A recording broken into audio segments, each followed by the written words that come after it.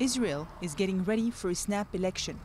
On March 17th, nearly 6 million Israelis will get the chance to elect the 120 Knesset members after Prime Minister Benjamin Netanyahu dissolved parliament in December. After 6 years as head of government, he's expected to clinch a fourth term, despite calls for change. As long as they keep this electoral system in place, there will always be the same blocs and the same alliances.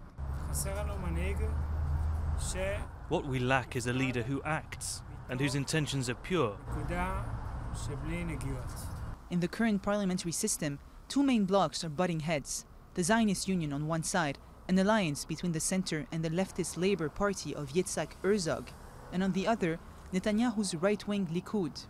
Even if the Zionist Union wins more votes, the Prime Minister could remain in power by forming a coalition with the myriad of smaller right-wing parties. Definitely Netanyahu is a big issue here. Being the leader for so many years during the last 20 years, he became Prime Minister in 1996, and since then he was a Prime Minister in Israel for 9 years. It's a lot.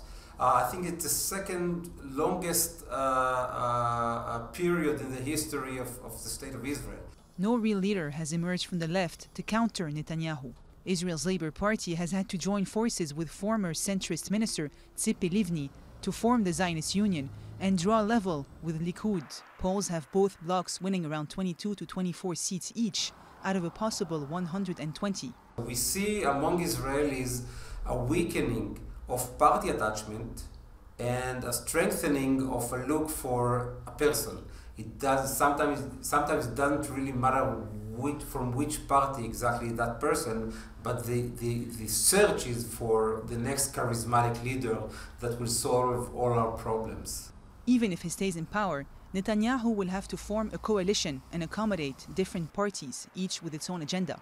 This has been the main source of instability in past Israeli governments, with only 6 out of 18 parliaments completing their 4-year mandate.